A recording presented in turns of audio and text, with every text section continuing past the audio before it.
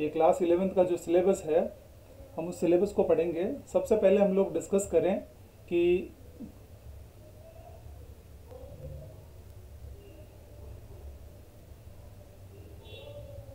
Good morning, class 11th RBSC पाठ्यक्रम के हम लोग चर्चा कर रहे हैं। ज्योग्राफी 2020 के लिए जो सिलेबस आने वाला है वो सिलेबस किस प्रकार डिवाइड है उसी पर डिस्कस करेंगे आज के इस वीडियो में।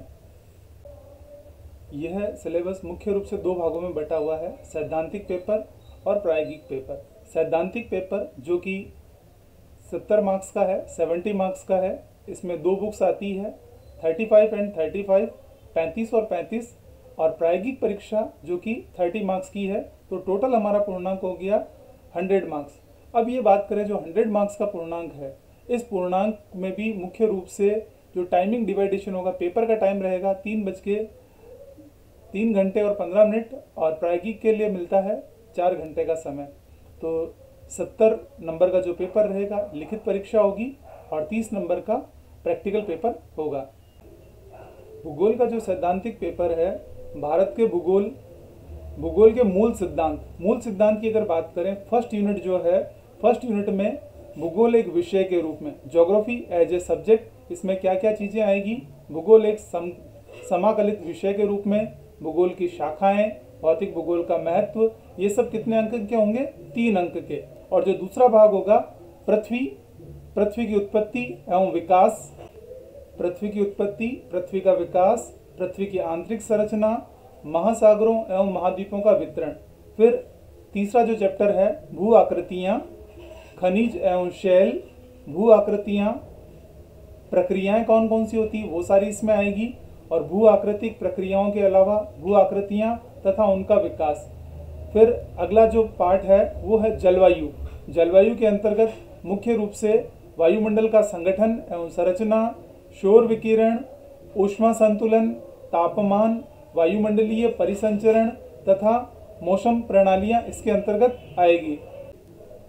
चौथी यूनिट में जो है जलवायु के अंतर्गत हमने देखा कि वायुमंडल का संगठन, उसकी संरचना, सौर विकिरण, ऊष्मा संतुलन, तापमान, वायुमंडलीय परिसंचरण तथा मौसम प्रणालियाँ, वायुमंडल में जल, विश्व की जलवायु एवं जलवायु परिवर्तन। इसके बाद में जो 5वीं यूनिट है जिसमें रहेगा जल यानी महासागर, महासागरीय जल और उसके अंदर कौन कौन सी गतिविधियाँ होती है। महासागरीय जल का संचलन, महासागरीय जल के संचलन से अभिप्राय यह है कि महासागर की जो गतियाँ होती है वो कौन कौन सी है, जिसमें धाराएं, समुद्री धाराएं वगैरह ये सब आएगी। फिर उसके बाद में पृथ्वी पर जीवन, जैव विविधता एवं संरक्षण, इसके बारे में इसके अंतर्गत प्रश्न पूछे जाएंगे। फिर इसके भाग पार्ट 1 में जो मानचित्रण कार्य जो कि 5 अंक का होगा, विश्व के मानचित्र पर ऊपर खंड ए में दिए गए पाठ्य वस्तु पर आधारित मानचित्रण कार्य। इससे अभिप्राय यह है कि जो हम इस चैप्टर के अंदर यानी इन जो 6 चैप्टर में जो पढ़ेंगे उसके अंदर जो मैप दिए हुए हैं, उन्हीं मैप से संबंधित यहाँ हमारे प्रश्न पूछा जाएगा और उस प्रश्न को, उससे रिलेटेड जो क्वेश्चंस होंगे वो मानचित्र के इससे संबंधित प्रश्न पूछे जाएंगे। फिर उसका जो दूसरा भाग है भारत भौतिक पर्यावरण की अगर हम बात करें तो इसके अंतर्गत प्रस्तावना, भारत की स्थिति, भू आकृति विज्ञान। प्रस्तावना जो पहला भाग है जिसमें भारत की स्थिति, आकार, उसका विस्तार, इससे संबंधित प्रश्न होंगे। और फिर दूसरा है भू आकृति विज्ञान जो कि 12 अंक का है, इसमें अपवाह तंत्र से संबंधित प्रश्न पूछे जाएंगे। फिर जो 10वां भाग है जलवायु, वनस्पति एवं मृदा, ये सारे के सारे भारत से संबंधित इसमें प्रश्न पूछे जाएंगे। फिर है नेक्स्ट इकाई प्राकृतिक संकट तथा आपदाएं, कारण, परिणाम एवं प्रबंध। प्राकृतिक संकट क्यों आते हैं, आपदाएं कौन कौन सी है, उनको किस तरह से प्रबंधित किया जाए। उसके बाद में नेक्स्ट है मानचित्रण कार्य, जैसा कि पार्ट 1 के अंतर्गत भी आया और उसी तरह से पार्ट 2 भारत के मानचित्र यानी भाग ब में जो भी हम चैप्टर पढ़ रहे हैं उन चैप्टरों से संबंधित जो हमारे इसके अंदर मानचित्र आएंगे, उन्हीं मानचित्र से संबंधित एग्जाम में कुछ प्रश्न पूछे जाएंगे, जिसमें 5 अंक उसी में से आपको फुलफिल करने होंगे। यानी उन मानचित्रों को अच्छे से समझना है ताकि आप मानचित्र कार्य आसानी से कर सकें। प्रैक्टिकल वर्क जो कि 4 घंटे का समय रहेगा। इसमें 2 भाग होंगे। पहला है प्रायोगिक प्रश्न पत्र जो कि 20 अंक का रहेगा। इसमें कुल 5 प्रश्न पूछे जाएंगे, प्रत्येक प्रश्न का अंक रहेगा 4 अंक। फिर है प्रायोगिक अभिलेख एवं मौखिक परीक्षा जो कि 10 अंक की रहेगी। इसका अभिलेख अंक रहेगा 8 और मौखिक अंक 2 अंकों से संबंधित मौखिक यानी वाइवा प्रश्न पूछे जाएंगे। प्रायोगिक कार्य के अंतर्गत सबसे पहला अध्याय जो रहेगा मानचित्रों का परिचय, फिर उसके बाद मापनी, मानचित्र और मापनी, मापनी मतलब स्केल क्या है उससे संबंधित प्रश्न रहेंगे।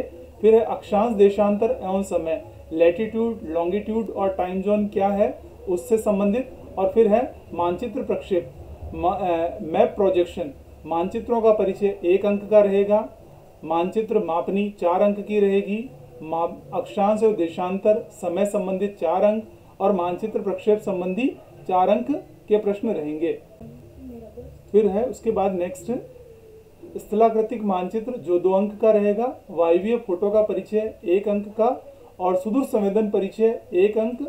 मौसम यंत्र मानचित्र एवं चार्ट, मौसम यंत्र में वर्षा मापी यंत्र, ये सारे यंत्र आएंगे, ये 2 अंक के। और प्रायोगिक अभिलेख और मौखिक परीक्षा जो कि 10 अंक की रहेगी, जिसमें अभिलेख कार्य यानी जो आप प्रैक्टिकल बनाओगे फाइल वो रहेगी 8 अंक की और उसके वाइवा से संबंधित 2 नंबर के प्रश्न पूछे जाएंगे।